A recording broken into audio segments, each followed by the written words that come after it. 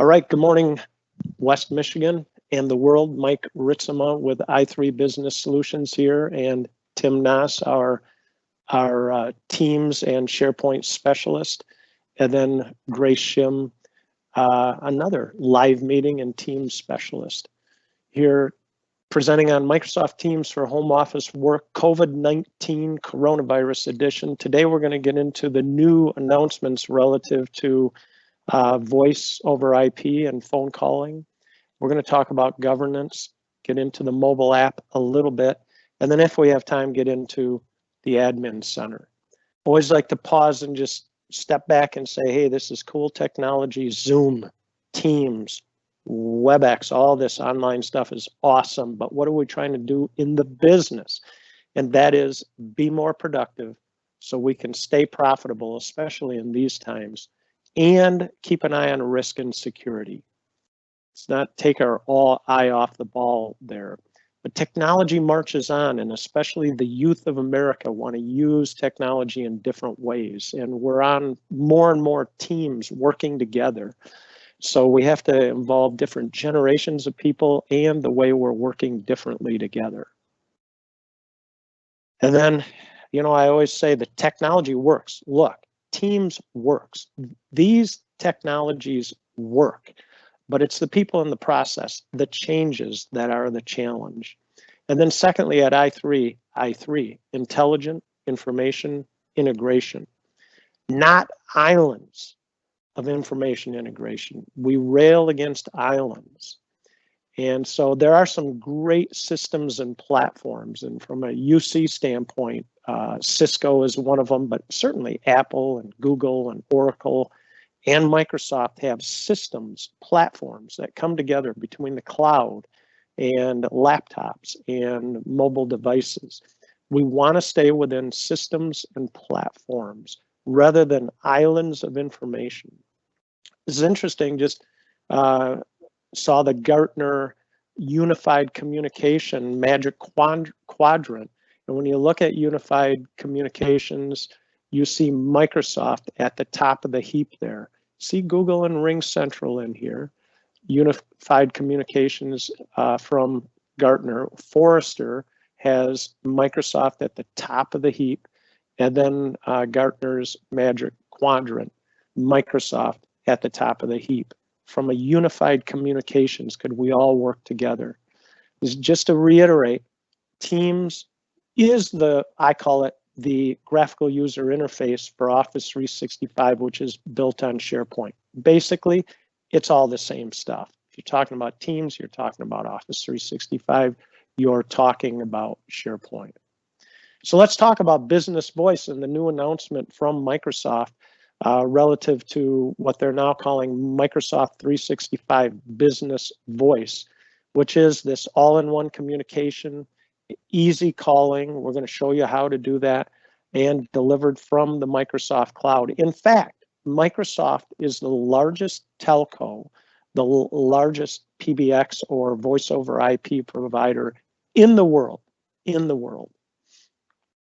so when we talk about Teams, we talk about this platform, we're talking about the ability to do chat, to do phone calls, to do audio conferencing, my goodness, do your work from your cell phone, from the office, or from home. And yeah, again, call from anywhere. You know, we've got the photo here, the picture of the desk phone that is so last decade. And so Tim Nass will get into some of the business voice features, but I'll just say right now that if you've got 100 people in a call center, out of the box, business voice might not be for you, but for a small business with less than 300 employees, this stuff works. i3 Business Solutions been using it for about 1.5 years now. This stuff works great for us. And when we want to home office work to support our customers, seamless. It's working phenomenally for us. The big news is that if you've got an essentials plan, you're running business essentials at $5 a month, you can add business voice with a domestic calling plan for $20 a month. So you're at $25 per user per month then. And certainly if you're running business premium at $12.50 a month with a full office suite of Word and Outlook and OneNote and so on, PowerPoint on the desktop, then that's $12.50 a month. You'd be at $32.50 a month. And so I'm not going to spend a lot of time on the features here, but I will go here and say, yes, the maximum seats is 300 users for Business Voice, Microsoft 365 Business Voice. Includes the audio conferencing and domestic calling in that. You say, what's the $12 a month? Well, if you want to use a SIP provider or a different way to get the calls out, then it's $12 a month plus that service. It gets a little more complicated that way. So that's it. We're going to get into the training and the orientation here. And I just want to show, as I turn it over to Tim Noss eventually, I want to show you one of the ways that I make phone calls is what I'll do is go to our ERP system or a different area of my desktop and just click on call here, and then I can paste in the person's phone number. So when I do that and hit call, bang, I'm making a phone call. So making a phone call is as easy as the / command and dial straight away. The other way that I'll make a phone call is I'll go to chat if I'm chatting with somebody and they're not in the office. And I'm going to use, in this case, I'm going to use Brian Abraham. And I go to Brian, he's not in the office, I want to call him. I can call him on his Teams call, and if his contact information is set up properly, I can also call him on his cell phone number. So I can get to him in a number of different ways. So I wanted to make those two notes, and those are two of the main ways that I make phone calls, and I think that I will turn it over to Tim Noss now. Thank you, Mike. Appreciate it. All right, let me switch screens here a minute.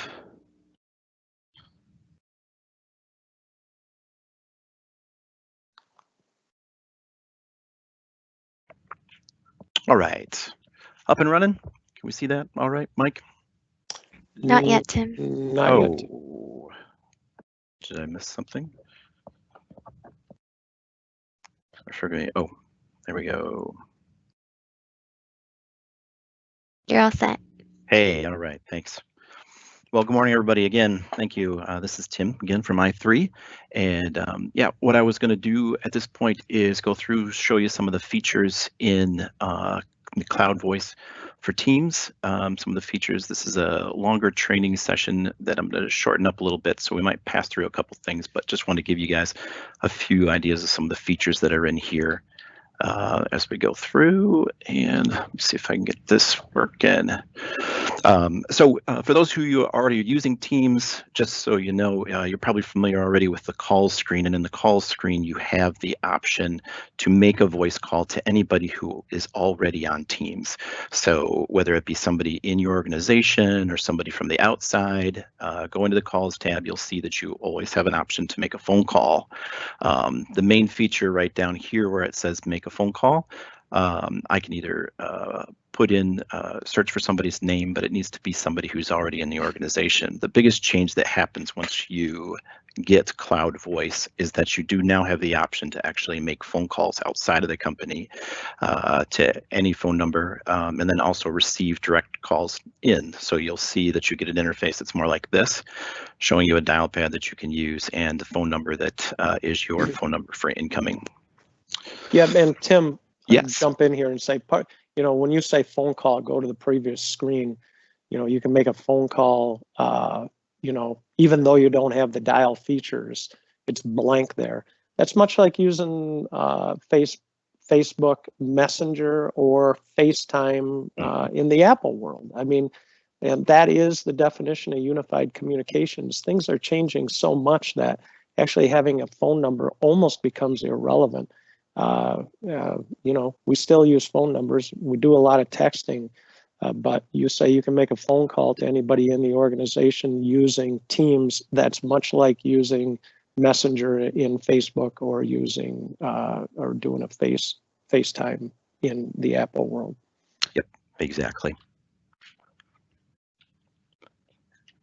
So as we said, and then there's this area for speed dials, favorite contacts, and the rest of it, which comes either way, whether you have voice or not, and the ability to add and organize these groups into the contacts that you have.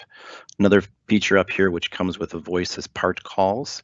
Part calls works a lot like if you want to do a transition between take a phone call on your mobile device and you get back to your desktop and you want to take the phone call there. This is a way for you to move right from that call that's on your phone to moving right into Teams on your desktop, so kind of seamlessly move around.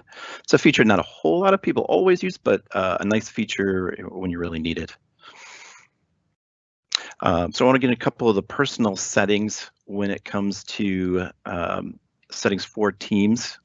You go into the call settings here in the general, and I just wanted to point out that down at the bottom of the screen here, manage delegates, one of the options you have in Cloud Voice is to allow other people to delegate your phone calls. So if you are somebody who's taking phone calls all day long with a group of other people, but you need to be away, but you want somebody else to be able to receive those, an option in there is to delegate those to another person. When that person receives the phone call, they do automatically show on the screen that they're getting a phone call from somebody on your behalf, so that they know that they're answering it on your behalf as well. And there's a section in there to be able to add those different people that you want to be part of your delegates.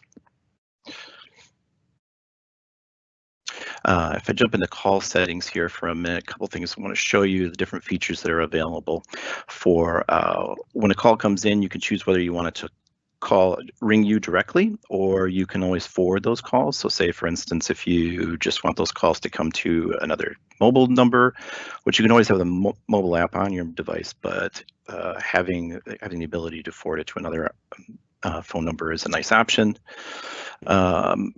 You can also have it ring another number. So there's plenty of good features that are in there. You can make a choice on whether, if the phone call goes unanswered, what you're going to do with it, whether it goes to voicemail or it forwards on to somebody else, and also choosing the amount of time that you want for it. When you forward those calls, like I said, you have the options of sending it to a new number, or you can also send it to a call group, which is, again, another feature of once you go to Cloud Voice, is being able to have the ability to create groups of people who will get a phone call all at the same time. And then there's an option to get directly to your voicemail where you can set up your prompts, your away prompt, and the rest of it. All of it's there, along with oh, sorry, I was going to show that along with this, we have the options for different ringtones depending on the type of call that's coming in, calls that are directly for you, whether it's a call that's been forwarded from somebody or a delegated call. We'll have different ringtones for you as well. So to give you an idea, when you're placing a phone call, some of the options you have, so that it shows it's very robust as far as being able to replace a lot of what General PBX is doing for you. So if I dial a number, again, I have the option to go ahead and copy and paste in a number that I can pull from somewhere else. Mike showed you how you can do a quick call from the other sections in Teams. But if I plug in a number here and make a phone call, it's going to show when the call is waiting for a connect. And once it's connected, it will give you the different options that you have. Down here, you have the ellipses, which will show you the different features that are available. And I'll show you those here in a second. Once you're in that call, you can always place the call on hold. You can transfer it to somebody else. You can also park the call. And then you can also do what's called a consultant transfer. That would be an option, say, and I'll show you where when you set the call on hold, if you leave that call out there for too long, it will ring back to you. So just to let you know. But when I transfer that call, I can select the person that I want to transfer it to. And then when I go to transfer it, I'm just going to show you. Sorry, we're going past the parked minute, which is the option to show you the different part codes on it. When I do the consultant transfer, in this option, I can select the user that I want to send the call to, and you always have the option of just transferring it right to them without actually saying anything. So the call will just ring through to them and it'll let them know that they have that call coming in. Or you can do a consultant transfer, which is first option it would give you is an option to just text that person and just say, hey, your favorite customer's on the line. Do you want to take the phone call? Otherwise, you can always go up and click and call that person and talk to them on the phone first while that call coming in is holding. At the same time, when you're making that transfer to somebody, it will show you what the status is of the person you're calling. And then just at the end, when you want to transfer, you just click to transfer. Any questions, thoughts, Mike? Coming off mute? Nope, not at the moment. All right. And so we were showing that the call will be on hold while you're doing that transfer, which you can always go back and resume that call if you need to. And there is the option that while you put a call on hold, you can make another phone call if you need to touch base with somebody, find out some information, different options there as well.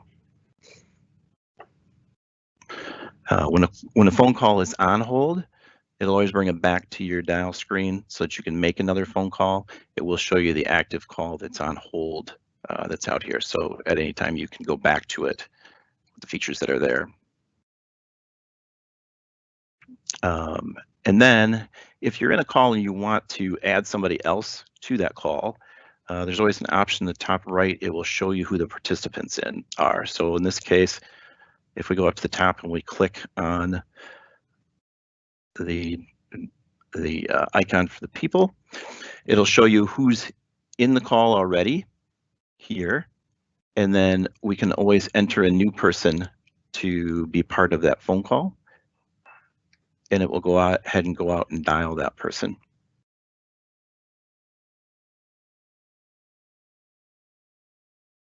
I think we missed something there.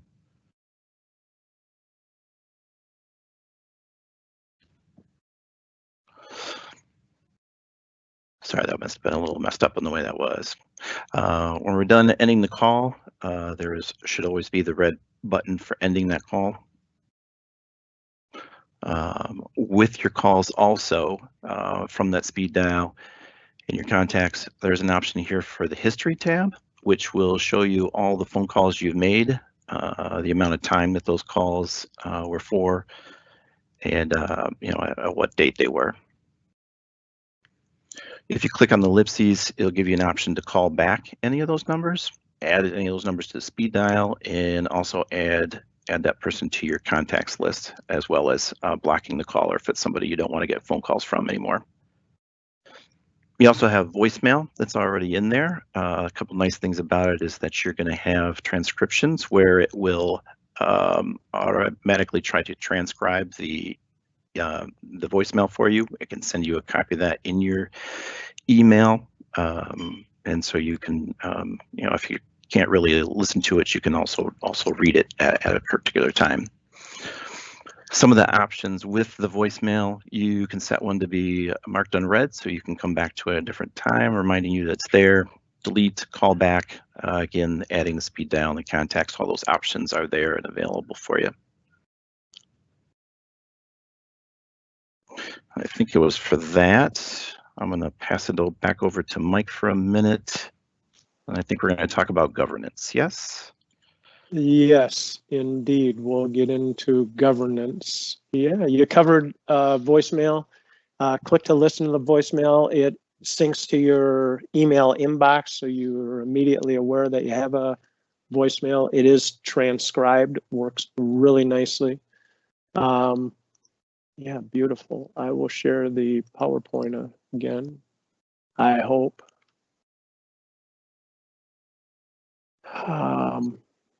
Let me try that again.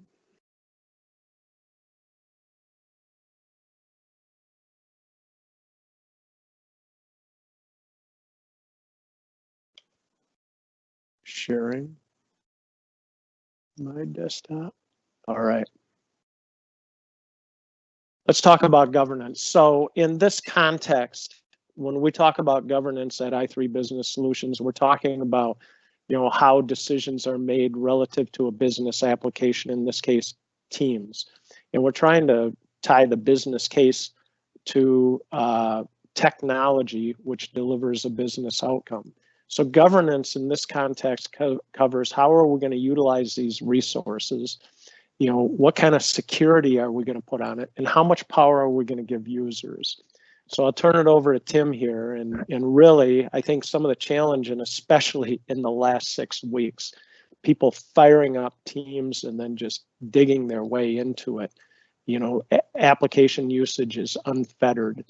And part of what we do and what Tim does when we work with organizations is set up the security properly, not only security, but how much power are we going to give general users just to go nuts in the in Teams and set up channels and set up teams and just add and change.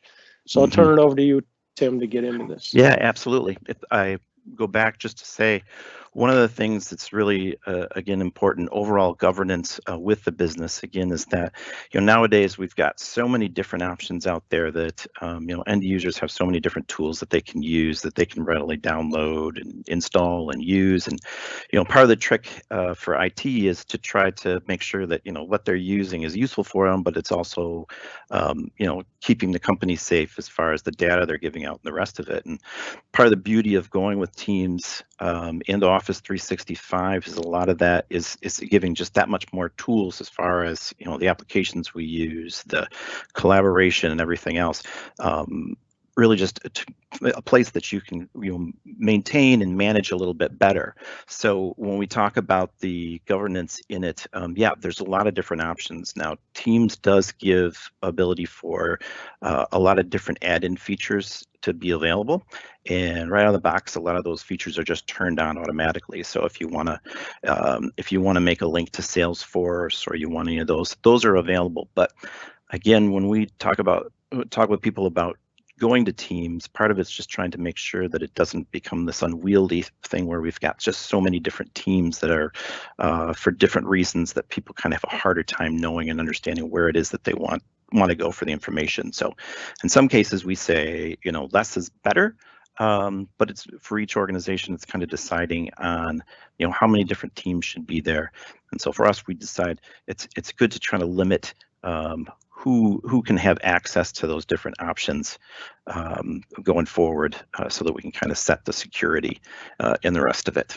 Right, Tim. At the highest level of governance is what applications do I allow my customer or my employees to sign up for? And do we allow them just to go out and sign up for Slack and sign up for Zoom and sign up for Dropbox and sign up for all these different systems and then start sharing company data out to all these different systems? That's at the highest level of governance. And then we get into Teams and say, how do we narrow it down to Teams? Mm-hmm. Yep. Which again goes to if you've already been using Office 365, or just Office for that matter, for a period of time, you're probably already used to having groups and setting up groups. That is part of the key way that we set, that we can manage security as far as what people can see, whether they can write to something or change. And that holds true through all the different applications. But it's important to know that old original groups that were created, whether they were created in Outlook or in SharePoint, weren't automatically part of a Teams group. But at the same token, when you start using Teams, Teams automatically is creating new groups for each one of those teams. There is ways to pull in the old groups from Outlook in some of the other places, but knowing that the best place to start is from Teams, and then also knowing whether you have groups that are already out there that you may need to integrate or move into the groups that you're using now.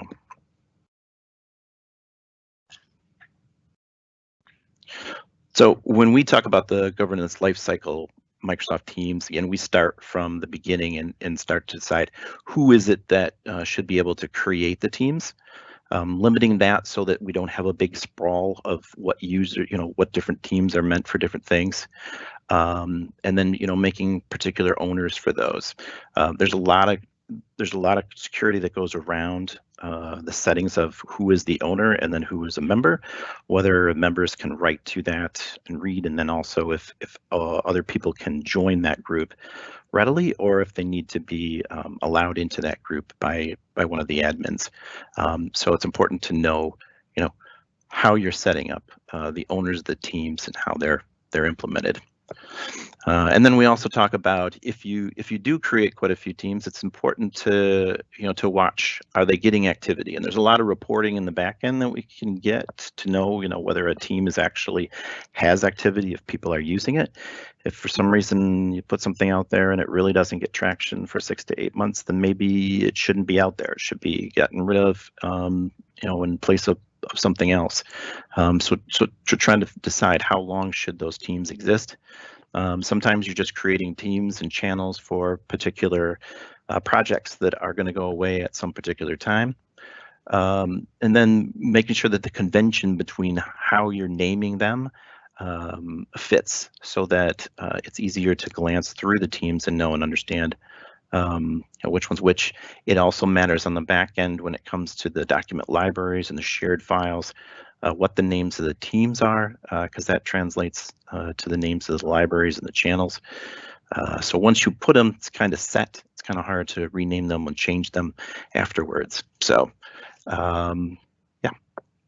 And then Mike, did you have anything you wanted to add on that? No, I just think naming conventions are very important, because if you use, we've seen it where organizations use a common name, and a team can be a common name, and it gets confusing. So taking a look ahead at how these things display in the cloud version, on the mobile device, in Teams itself, in folders on the desktop, yeah, it makes a difference. And then technical foundation. It's important to kind of know and realize what the technical ability is of the users that are going to be be interfacing with it. There's a lot of features that you can implement, but again, when we talk about starting out, a lot of times we recommend only 2 or 3 different teams at first. And again, it still does depend on your organization, but 2 or 3 teams to start.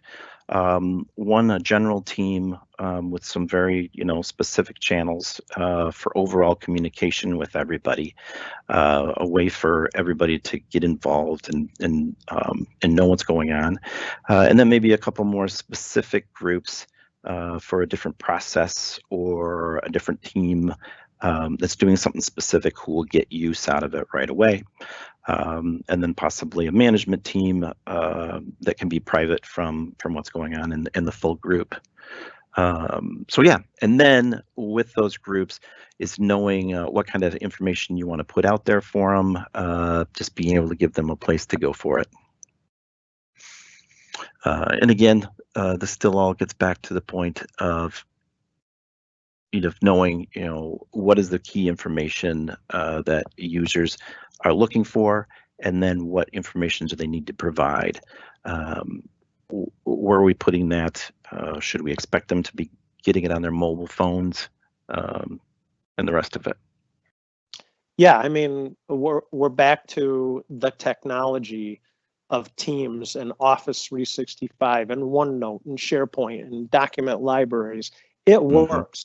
And in the roadmap of Microsoft, it's getting stronger and stronger and stronger, which means it becomes a little more complex. So we're back to the technology works, but the people in the process adopting it and utilizing it is the challenge.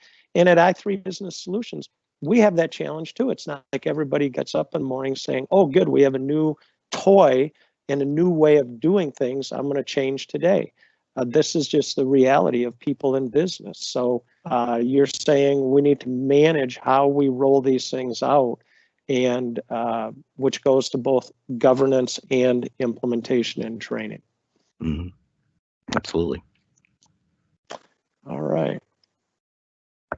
So I think from a time standpoint, we're past the half hour and we're going to wrap this up. We're going to thank Tim for that excellent work on both calling and governance. Our phone numbers are here. Our email addresses are here. Track us down, find us. If you track any of the three of us down, Grace, Tim, or me, thanks for joining us today. Stay healthy, stay safe.